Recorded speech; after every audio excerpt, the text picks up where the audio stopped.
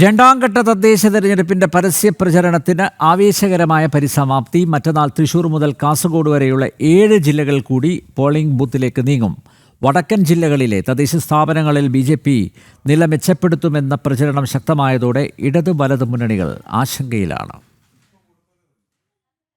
ഒരു മാസം നീണ്ടുനിന്ന കാടടച്ചുള്ള തെരഞ്ഞെടുപ്പ് പ്രചാരണത്തിനാണ് ഈ ആവേശകരമായ കൊട്ടിക്കലാശത്തോടുകൂടി സമാപനമായത്. ഉച്ചയോടെ നഗരഗ്രാമ പ്രദേശങ്ങളിലെല്ലാം ആവേശം കൊട്ടിക്കയറി. നിശ്ചയിച്ച വിവിധ കേന്ദ്രങ്ങളിൽ മുദ്രാവാക്യങ്ങളും ആടിയും പാടിയും നിലയുറപ്പിച്ച പ്രവർത്തകരുടെ അടുത്തേക്ക് സ്ഥാനാർത്ഥികളും കടന്നു വന്നതോടെ കലാശക്കൊട്ട് ഉച്ചസ്ഥായിയിലേക്കെത്തി. കോഴിക്കോട് ജില്ലയിൽ പാളയം ജംഗ്ഷനായിരുന്നു 3 മുന്നണികളുടെയും കൊട്ടിക്കലാശത്തിന് വേദിയായത്.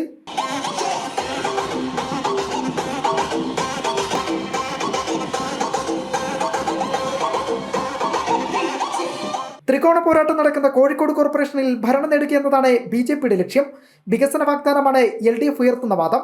UDFും ജില്ലയിൽ മുഖം രക്ഷിക്കാനുള്ള ശ്രമത്തിലാണ്. ഇടത് വലത് മുന്നണികളുടെ ജമാഅത്ത് ഇസ്ലാമി ബന്ധം, ശബരിമല സ്വർണ്ണ കവർച്ച, രാഹുൽ മാങ്കൂട്ടത്തിൽ തുടങ്ങിയ വിഷയങ്ങൾ നിറഞ്ഞു നിന്ന തെരഞ്ഞെടുപ്പ് പ്രചാരണം കൂടിയായിരുന്നു ഇത്തവണത്തേത്.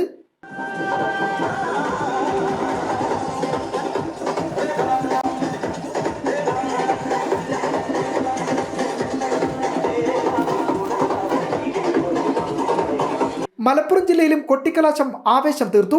നഗരങ്ങളിൽ 3 മുന്നണികളും ഒരുമിച്ചുള്ള കൊട്ടിക്കലാശങ്ങൾക്ക് അനുമതി നിഷേധിച്ചിരുന്നു. അതിനാൽ വാർഡുകൾ കേന്ദ്രീകരിച്ചായിരുന്നു മുന്നണികളുടെയെല്ലാം കൊട്ടിക്കലാശം. റോഡ് ഷോയും ബൈക്ക് റാലിയും ഘോഷയാത്രയുമായി മുന്നണികൾ അവസാനവട്ട പ്രചാരണം സജീവമാക്കി.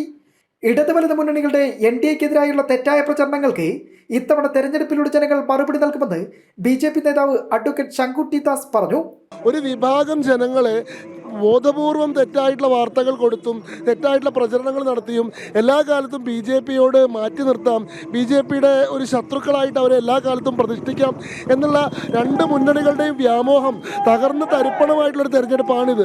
ഇവരുടെ എല്ലാ ദുഷ്പ്രചരണങ്ങളെയും തള്ളിക്കൊണ്ട് കേരളത്തിലെ ന്യൂനപക്ഷ വിഭാഗങ്ങൾ BJPയോട് യാതൊരു ഐക്യവുമില്ലെന്ന് പ്രഖ്യാപിച്ചുകൊണ്ട് BJPയുടെ ഒപ്പം ചേർന്ന് പ്രവർത്തിക്കുന്നു എന്ന് മാത്രമല്ല BJPയുടെയൊക്കെ നേതൃസ്ഥാനങ്ങളിലേക്ക് പോലും എത്തുന്നു എന്നുള്ളതാണ് ഈ ഒരു സംഭവം തെളിയിക്കുന്നത്. ന്യൂനപക്ഷങ്ങൾ ഭൂരിപക്ഷമായ മലപ്പുറം ജില്ലയിൽ ഇത്തവണ NDAയും ശക്തമായി മത്സര രംഗത്തുണ്ട്.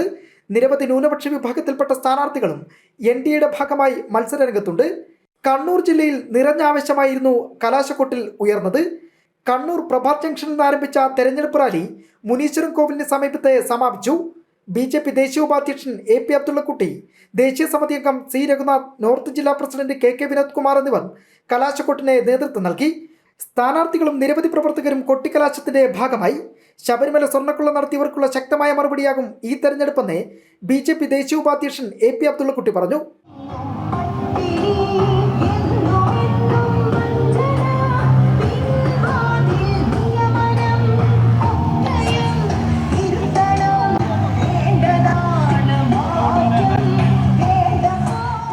കണ്ണൂർ ആര് ഭരിക്കണമെന്ന് തീരുമാനിക്കുന്ന ഒരു വലിയ ശക്തിയായി ഭാരതീയ ജനതാ പാർട്ടി മാറാൻ പോവുകയാണ്. ഞങ്ങൾ വളരെ പ്രതീക്ഷയിലാണ്.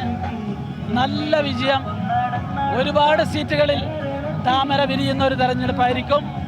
കേരളം മാത്രമല്ല, ഇന്ത്യ ശ്രദ്ധിക്കുന്ന ഒരു തെരഞ്ഞെടുപ്പ് വിജയം ഇവിടെ ഉണ്ടാവും. പിണറായി വിജയൻ്റെ കണ്ണൂരിൽ വലിയ വിജയം ഭാരതീയ ജനതാ പാർട്ടി നേടും. വയനാട്ടിലെ വിവിധയിടങ്ങളിലായിരുന്നു കലാശക്കൊട്ട്. മാനന്തവാടി നഗരസഭ, കൽപ്പറ്റ നഗരസഭ, ബത്തേരി നഗരസഭ എന്നിവിടങ്ങളിൽ നിരവധി പേരാണ് കലാശക്കൊട്ടിനെ പങ്കെടുത്തത്. BJPയുടെ കൊട്ടിക്കലാശത്തിൽ 3 ഇടങ്ങളിലും 100 കണക്കിന് ആളുകളും പങ്കെടുത്തു. അമ്മമാർ അടക്കമുള്ളവർ നൃത്തം ചെയ്തും മുദ്രാവാക്യം വിളിച്ചും സ്ഥാനാർത്ഥികളെ എതിരേൽക്കുകയും ചെയ്തു. മീനങ്ങാടി, പുൽപ്പള്ളി, വൈത്തിരി, കമ്പളക്കാട്, പനവരം തുടങ്ങിയ ഇടങ്ങളിലും BJPയുടെ കൊട്ടിക്കലാശത്തിൽ നിരവധി പേർ പങ്കെടുത്തു. കാസർഗോഡ് ജില്ലയിൽ കാഞ്ഞങ്ങാട് നഗരത്തിലെ വിവിധ വാർഡുകളിലായിരുന്നു BJPയുടെ കലാശക്കൊട്ട് അരങ്ങേറിയത്. നീലേശ്വരം ബസ് സ്റ്റാൻഡ് പരിസരത്തായിരുന്നു 3 മുന്നണികളും ആവേശം തീർത്തത്. ചെറുവത്തൂരിൽ CPM ലീഗ് പ്രവർത്തകർ തമ്മിൽ നേരിയ സംഘർഷമുണ്ടായി. ലീഗിന്റെ പ്രചരണ വാഹനത്തിൽ CPMന്റെ കൊടി കെട്ടിയതാണ് സംഘർഷത്തിന് കാരണമായത്.